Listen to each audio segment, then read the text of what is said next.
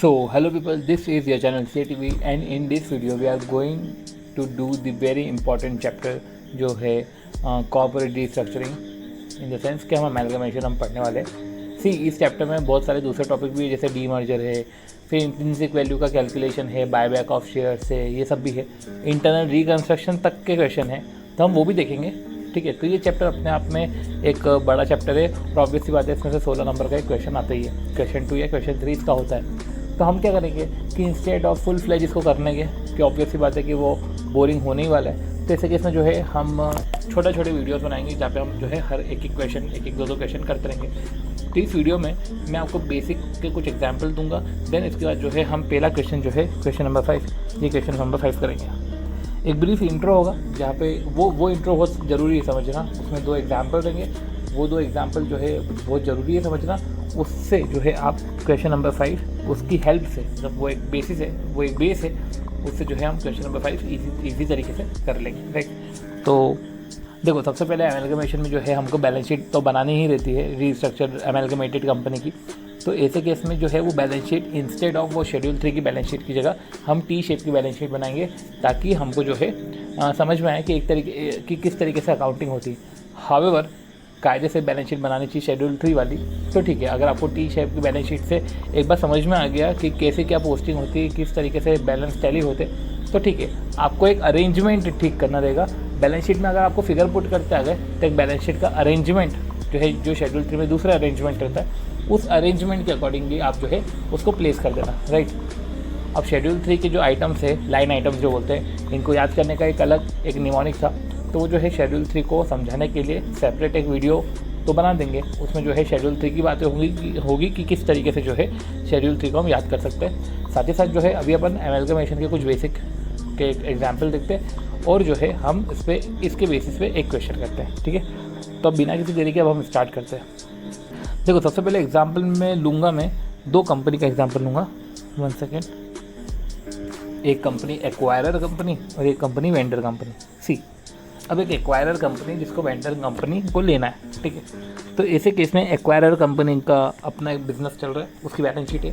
Vendor company का एक अपना बिजनेस चल रहा है, उसकी बैलेंस शीट है। हम किसी भी कंपनी को एक्वायर कर रहे हैं, मतलब एक तरीके से मैं कंपनी के अंदर जा रहा हूँ, कंपनी के असेट्स लाइबिलिटीज़ सब एक्वायर कर रहा हूँ। असेट और लाइबिलिटी जो भी लेनदारी हो, जो भी देनदारी है, सब मैं एक्वायर कर रहा हूँ। तो ऐसे केस में हम जो एक्वायर कर रहे हैं, हम जो असेट और लाइबिलिटी को एक्वायर करेंगे तो एक्वायर तो मार्केट वैल्यू पे होती है। ठीक है, तो क्वेश्चन में आपको मार्केट वैल्यू दे के रखेंगे कि भले ही ये बुक वैल्यू दे के रखा है, पर क्वेश्चन में इसकी ऐसे मार्केट वैल्यू एडजस्टमेंट में दे के रखेंगे, तो हमको उस वैल्यू पे इसको एक्वायर करना है। ठीक है, ऑब्वियस सी बात है कि अगर मार्केट वैल्यू ज़्यादा है तो आप ज़्यादा पे एक्वायर करोगे, क्योंकि हो सकता है कि वो कंपनी रेप्यूटेड कंपनी हो, तो ऐसे केस में वो गुडविल की तरफ चले जाएगा। अगर आप ज़्यादा पेमेंट कर रहे हो असेट के रिस्पेक्ट में, या कंपनी की जो वैल्यूशन है उससे ज़्यादा अगर आप पे कर रहे हो, तो यही जो है अगर मार्केट वैल्यू कुछ नहीं देके रखे, तो ऐसे केस में बुक वैल्यू को ही मार्केट वैल्यू मानते हुए हमको ऐसे एक्वायर करना है। ठीक है, तो हमने एक्वायर करा। तो जब हमने एक्वायर करा तो इसके पास जो असेट थी उसमें इसका और एडिशन हो गया। नोट करना, मैं सिर्फ असेट और लाइबिलिटी की बात करूँ, मतलब एक तरीके से नेट असेट की बात करूँ। मेरे को उसी कंपनी में किन्होंने पैसा लगाया, शेयर कैपिटल और रिजर्व सरप्लस, मेरे को उससे कोई लेना देना नहीं है। पॉइंट की बात तो ये है कि जब प्रेफरेंस शेयर भी होता है ना, प्रेफरेंस शेयर को भी लाइबिलिटी में नहीं गिना है। मतलब कि कल को इधर प्रेफरेंस शेयर भी दे के रखे तो हमको प्रेफरेंस शेयर भी नहीं लेना है, हमको असेट और लाइबिलिटीज लेनी है। राइट, तो ठीक है, हमारे पास असेट थी, तो देखा जाए तो पीपी कितना हो जाएगा, 12 लाख हो जाएगा। तो आपको देखो 12 लाख हो गया। इंटेंजिबल, इधर इंटेंजिबल कुछ नहीं तो 2 लाख ही रहेगा। स्टॉक इधर 6 लाख हो जाएगा। ठीक है, फिर बात करें डेटर की, डेटर इधर जो है ये 14 लाख हो जाएगा। कैश की बात करें ये 4 लाख हो जाएगा। जो भी है इस तरीके से हमने ये बैलेंस शीट की असेट साइड बनाई। अब वही लाइबिलिटी, क्योंकि हम असेट और लाइबिलिटी को एक्वायर कर रहे हैं, ठीक है, तो लोन 7 लाख हो जाएगा। क्रेडिटर 3 लाख हो जाएगा। अब ये सारा हमने एक्वायर कर लिया। ऑब्वियस सी बात है कि सामने वाले के शेयर कैपिटल, मतलब इक्विटी प्रेफरेंस और साथ ही साथ रिजर्व एंड सरप्लस से कोई लेना देना नहीं है। तो ऐसे केस में हम तो ये शेयर कैपिटल रखेंगे 5 लाख और 8 लाख। तो हमने 5 लाख और 8 लाख लिख लिया। अब पॉइंट ये है कि 5 लाख 8 लाख लिख लिया तो आपकी बैलेंस शीट तो टैली नहीं होगी। ठीक, अब आपको इस पर्टिकुलर फिगर के लिए कैलकुलेशन करना पड़ेगा। अब समझो ना, आप ये भी समझो कि आप सामने वाले के नेट असेट ले रहे हो, तो ये asset minus liability net asset ले रहे हो, तो बदले में क्या दोगे? बदले में कुछ तो दोगे आप। ठीक है। तो बदले में आप अपनी कंपनी के शेयर दोगे, ठीक है। पर आपकी कंपनी की शेयर कितने हैं, आपकी कंपनी की शेयर की वैल्यू कितनी है, ठीक है। जैसे आप बदले में नोट दे रहे हो तो जैसे 20-20 के नोट है तो उस नोट की वैल्यू 20 है। तो आप जैसे बदले में कागज़ का टुकड़ा दे रहे हो, जैसे कि आप शेयर दे रहे हो तो उस शेयर की वैल्यू कितनी है, तो पहले अपने शेयर की वैल्यू तो निकाल लो, ठीक है।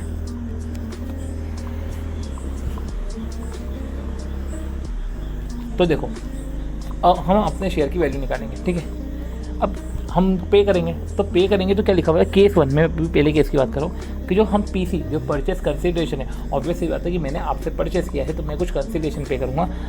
Purchase consideration issue in the form of equity share, मैं इक्विटी शेयर देने वाला हूँ, ठीक है।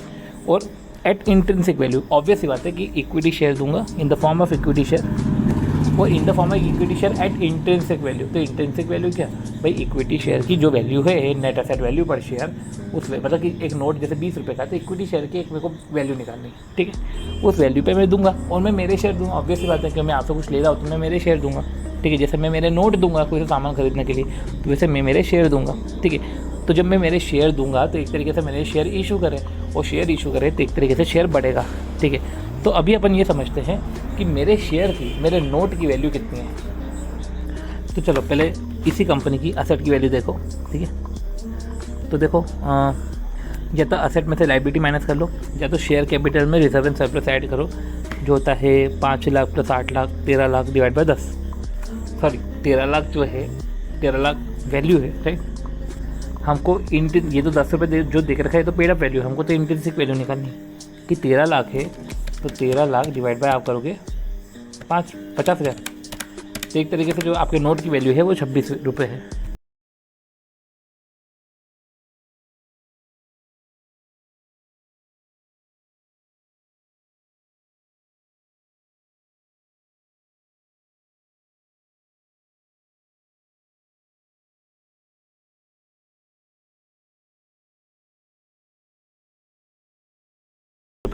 तो ऐसे केस में अब आप देखो कि आपने कितना नेट एसेट सामने से एक्वायर करा है।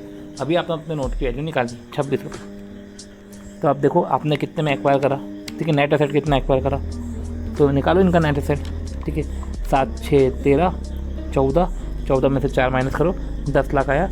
अब 10 लाख मैं पे कर रहा हूँ, राइट। अब एक्वायर करा तो मैं पे कर रहा हूँ इन the form of equity share, तो डिवाइड बाय 26 करो, ठीक है। तो इस तरीके से 10 लाख डिवाइड बाय 26 हुआ। तो जो पर्टिकुलर आया आपका शेयर वो है 38461.53, ठीक है। ये जो 38461.53 है, इधर समझो कि इधर डेसिमल में शेयर है तो इसको अभी डेसिमल में ही मानो, ठीक है। क्वेश्चन में बोल के रखेंगे कि शेयर डेसिमल में है तो उसका वो कैश कंसिडरेशन होगा, वो अभी हम समझेंगे, ठीक है। अभी एग्जाम्पल की बात करिए तो 38461.53 है, ये इतने शेयर है।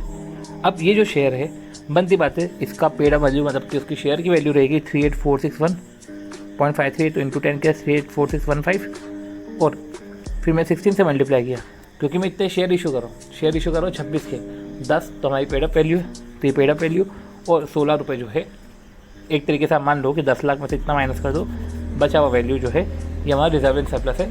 तो इस तरीके से जो दो वैल्यू है, ये दो वैल्यू मैंने इधर पुट करी और ये हो गया हमारा पूरा 10 लाख के बदले में पेमेंट। तो ये 10 लाख का हमने एक्वायर करा, इसके बदले में हमने पेमेंट कर दिया। तो इस तरीके से हमारा ये हो गया सॉल्व, ठीक है, जहाँ पे हमने जो है इक्विटी शेयर के रूप में सामने वाले को पेमेंट किया।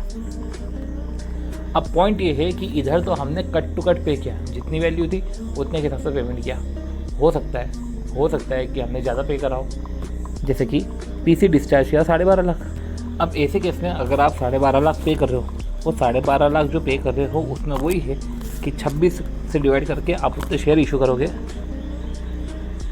तो वही करो आप 12.5 लाख डिवाइड बाई 26। ऐसे केस में जो है 48076 आपके शेयर होंगे, 48076.9। अब समझो ये जो शेयर इशू कर रहे हो ना, इसमें ऑब्वियस बात है कि 10 रुपये से मल्टीप्लाई करके तो ये हो जाएगा 480,769 जो भी है। 16 से मल्टीप्लाई करोगे तो वो जो है 12.5 लाख को इससे माइनस करो तो बचा हुआ वैल्यू ये आएगा। अब ये दोनों वैल्यू आप जब इधर पुट करोगे, ऑब्वियस सी बात है जब आप शेयर कैपिटल और रिजर्व एंड सरप्लस में इधर पुट करोगे जैसा आपने इधर पुट करा, ठीक है, इन दो वैल्यू की जगह ये दो वैल्यू आ जाएगी। पर ये जो दो वैल्यू है इस वैल्यू को टोटल करोगे तो ये तो 2.5 लाख ज़्यादा है ना। तो ऐसे केस में ये शो कर रहा है गुडविल, इसलिए राइट हैंड साइड में गुडविल 2.5 लाख की ऐड हो जाएगी, फिर आपका जो है टैली हो जाएगा, राइट। चलो अगर यही जो है पीसी डिस्चार्ज अगर हम 8 लाख करें तब क्या होगा? तो ऐसे केस में 8 लाख है तो 8 लाख डिवाइड बाई 26 करेंगे तो कितना हुआ? 8 लाख डिवाइड बाई 26, ये हमारा हुआ 30,769.23। ये जो 30,769.23 है जो भी है, इसको वही 10 से मल्टीप्लाई करोगे तो शेयर कैपिटल की वैल्यू आ जाएगी। 16 की से मल्टीप्लाई करोगे तो इतनी वैल्यू आ जाएगी। तो वो जो 2 वैल्यू है वो 2 वैल्यू आप पुट करोगे, ठीक है। ये आपने इधर पुट करा। अभी इधर आपने जो पुट किया तो ऐसे केस में जो वैल्यू है वो तो रही 8 लाख, ठीक है। आपको 10 लाख चाहिए था तो आपने वैल्यू तो 8 लाख पुट करी, मतलब आप कम पे कर रहे हो। तो ऐसे केस में जो बचा है वो कैपिटल रिजर्व में आएगा, इसलिए कैपिटल रिजर्व में 2 लाख अलग से वो लाइबिलिटी में, इसलिए ये एक्सट्रैक्ट में, ये लाइबिलिटी की साइड में आपको कैपिटल रिजर्व अलग से 2 लाख ऐड करना पड़ेगा। इतना अगर आपने समझ लिया हो तो मैं बैट करता हूँ कि आपको क्वेश्चन नंबर 5 भी समझ में आएगा। और रही बात, हम प्रेफरेंस शेयर का भी कंसेप्ट समझ चुके हैं तो हमको अब क्वेश्चन नंबर 5 भी समझ में आ जाएगा, राइट। ओके, तो अगर आपको लग रहा है कि ये सेपरेट वीडियो इस पर होना चाहिए तो मैं ऐसा करता हूँ कि ये सेपरेट वीडियो बना देता हूँ, मतलब कि फिर जो क्वेश्चन नंबर 5 है क्वेश्चन का मैं सेपरेट वीडियो बना दूँगा, राइट। या तो ऐसा करता हूँ कि ठीक है मैं इसको कंटिन्यू ही करता हूँ, ये बहुत ही छोटा वीडियो हो जाएगा।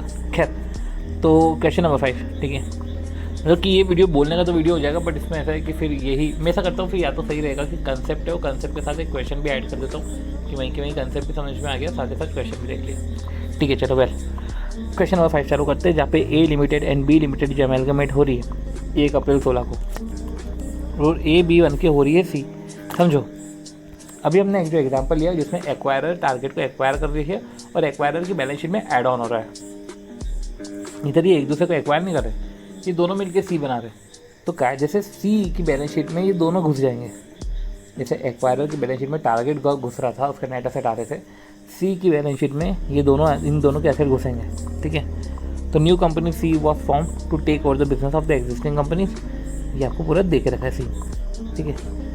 अब ये आपको पूरा बता के रखा है, जहाँ पे नेट एसेट भी देख रखी है, लायबिलिटीज़ भी देख रखी है, इक्विटी के साथ प्रेफरेंस भी देख रखा है, रिजर्व एंड सरप्लस सारे भी देख रखे हैं, ठीक है। P&L अकाउंट, मतलब यहाँ तक तो कैपिटल और रिजर्व एंड सरप्लस है जिसको हम कभी कोई टेक ओवर नहीं करने वाले। ये है लाइबिलिटीज़, ये है नेट एसेट, ये है हमारी लाइबिलिटीज़। बस हमको जो है एडजस्टमेंट पढ़ने और एडजस्टमेंट के हिसाब से मार्किंग करनी है। चलो, प्रेफरेंस शेयर का एक नोट है तो मैं प्रेफरेंस शेयर का एक नोट आपको बता ही देता हूँ, क्योंकि हमको प्रेफरेंस शेयर दिख गया है तो उसकी बात हम कर लेते हैं कि प्रेफरेंस शेयर लाइबिलिटी नहीं होती। मतलब कि हम जब टेक ओवर कर रहे हैं तो हम वो उसको टेक ओवर नहीं कर रहे हैं।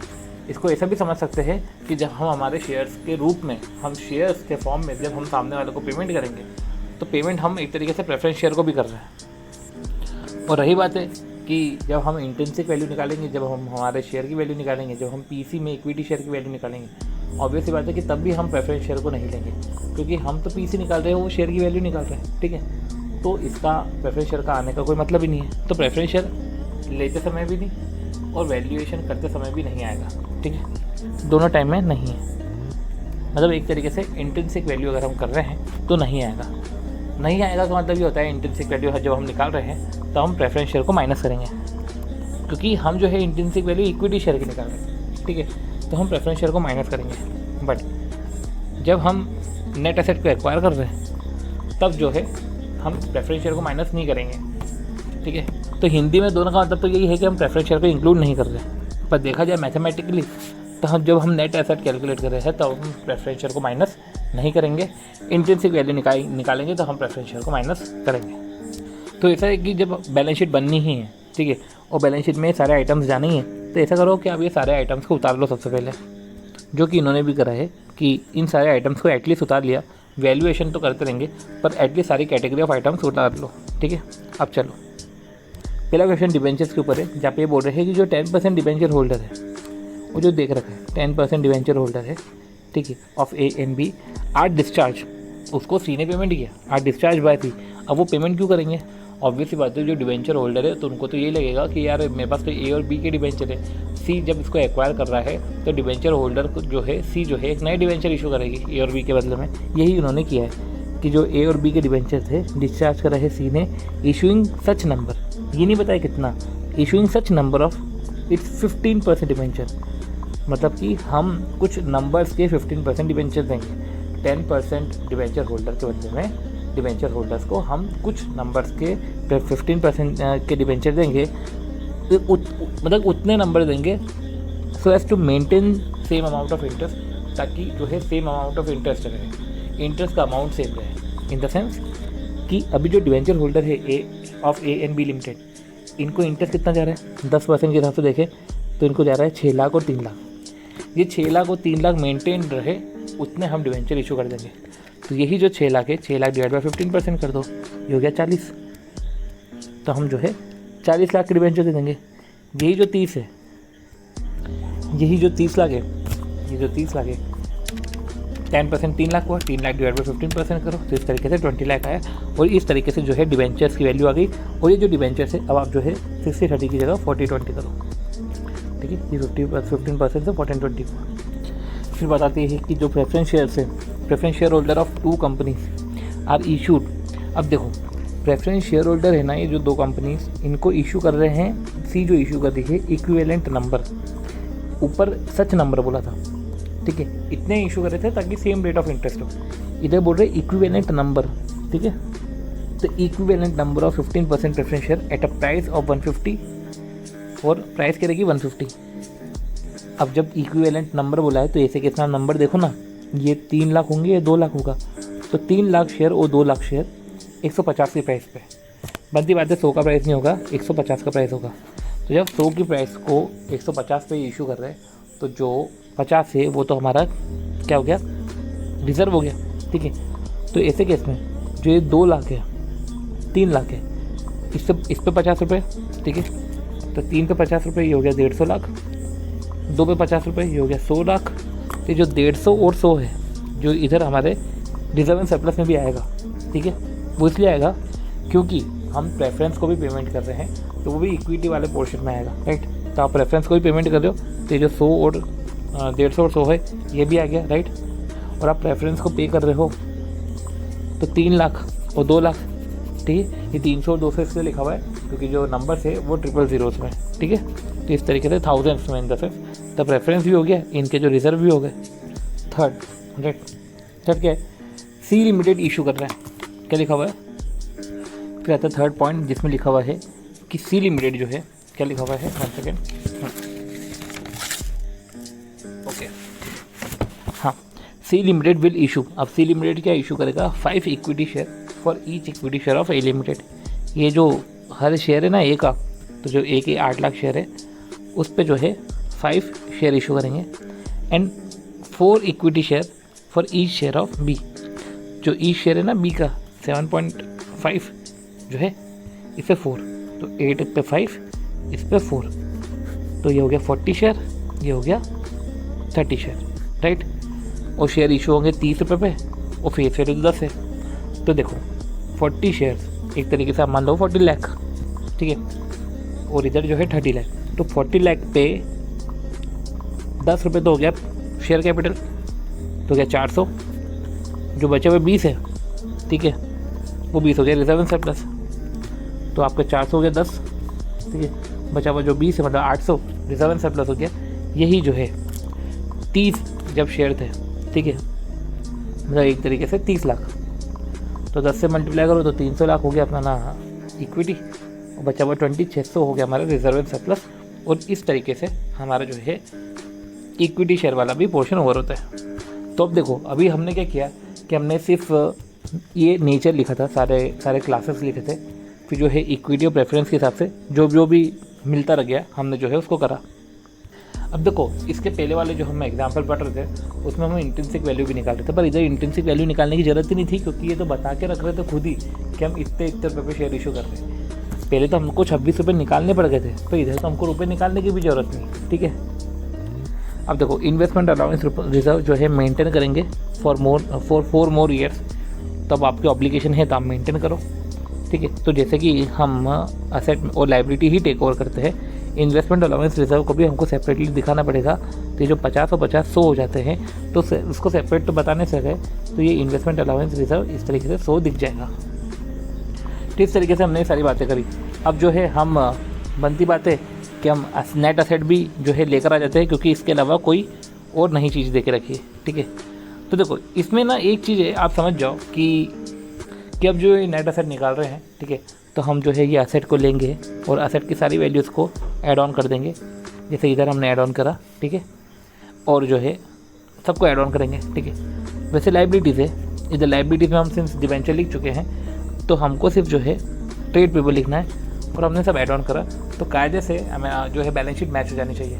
बट इधर जो है बैलेंस शीट मैच नहीं होगी, असेट वाला पोर्शन कम शो होगा, ठीक है। ये शो कर रहा है कि हमने पेमेंट ज़्यादा किया, तो ऐसे केस में जो है सॉरी असेट वाला पोर्शन जो है वो आपको कम शो होगा, ठीक है, और ये ज़्यादा शो होगा, तो ऐसे केस में रिजर्व बनाने की बात आ सकती है। तो इन्होंने क्या किया है कि इन्होंने एमलगमेशन एडजस्टमेंट रिजर्व, क्योंकि रिजर्व बनता है तो कायदे से इधर आना चाहिए, इन्होंने एमलगमेशन एडजस्टमेंट रिजर्व को -100 करके असेट साइड लिखा हुआ है। तो मैं आपको बताता हूँ उन्होंने किधर लिखा है ये। जब आप ये बैलेंस शीट बनाओगे, जब जिसका पर्टिकुलर फॉर्मेट का जो निमोनिक है, वो जो समझने का तरीका है वो नेक्स्ट वीडियो में हम बता ही देंगे, बट वो नेक्स्ट वीडियो में आप देख लेना, ठीक है। जो भी इसका शेड्यूल, ठीक है, जो स्पेसिफिक वीडियो आएगा तब तक आप तो उस वीडियो में आप उसको देख लेना। पर जो भी है आप देखो कि 100 रुपीज़ से एमलगमेशन एडजस्टमेंट रिजर्व नेगेटिव में करके रखा है। अब यही है कि ये रिज़र्व है, इसलिए रिज़र्व एंड सरप्लस के पोर्शन में, ठीक है, ओके। तो इधर जो है इनको -100 इधर नहीं लिखना था, 1 सेकेंड, वो जो पर्टिकुलर रिज़र्व एंड सरप्लस है उसी रिज़र्व एंड सरप्लस में आपको जो है इधर -100 शो करना चाहिए। ये जो 50 है ये तो जो अपना जो इन्वेस्टमेंट अलाउंस है में एक -100 में आपको एमलगमेशन एडजस्टमेंट रिजर्व भी जो है इसे लिख देना चाहिए, राइट, एमलगमेशन एडजस्टमेंट रिजर्व। तो इस तरीके से जब आप टोटल करोगे तो आपको टोटल भी जो है ये मैच होगा, 3520 से मैच हो जाएगा, राइट। सो होप सो कि आपको वीडियो समझ में आया होगा, वीडियो की अंडरस्टैंडिंग हुई होगी आपको। इस वीडियो में जो मैं समझाना चाह रहा हूँ कि बैलेंस शीट का आइटम्स का अरेंजमेंट, लाइन आइटम्स का अरेंजमेंट भले ही कुछ भी हो, पर हम हमारे जो ट्रेडिशनल बैलेंस शीट की अप्रोच से हम एक बार जो समझ रहे हैं कि एंट्रीज एमलगमेशन में कैसे होती है, ठीक है, और एमलगमेशन में पोस्टिंग किस हिसाब से होती है और किस हिसाब से हमको जो है करना चाहिए वर्क, ठीक है। अगर आपको ये सब चीज़ें समझ में आ गई है तो बैलेंस शीट को याद रखना है और बैलेंस शीट के हिसाब से पोस्टिंग करनी है, ठीक है। तो हम मिलते हैं नेक्स्ट वीडियो में, जहाँ पे हम जो है एमलगमेशन के 1-2 क्वेश्चन करेंगे। तो हर वीडियो में जो है 1-2 क्वेश्चन हम करेंगे, राइट, और उस क्वेश्चन से रिलेटेड जो भी कंसेप्ट है उस कंसेप्ट का डिस्कशन उस वीडियो में रहेगा, ठीक है। तो एक तरीके से सीरीज़ हो जाएगी। अगर वीडियो अच्छा लगे, अगर आपको सही लग रहा हो तो please do like the video, share the video and subscribe to the channel CA TV। मिलते हैं इस सीरीज़ में हम लेटर ऑन, बाय।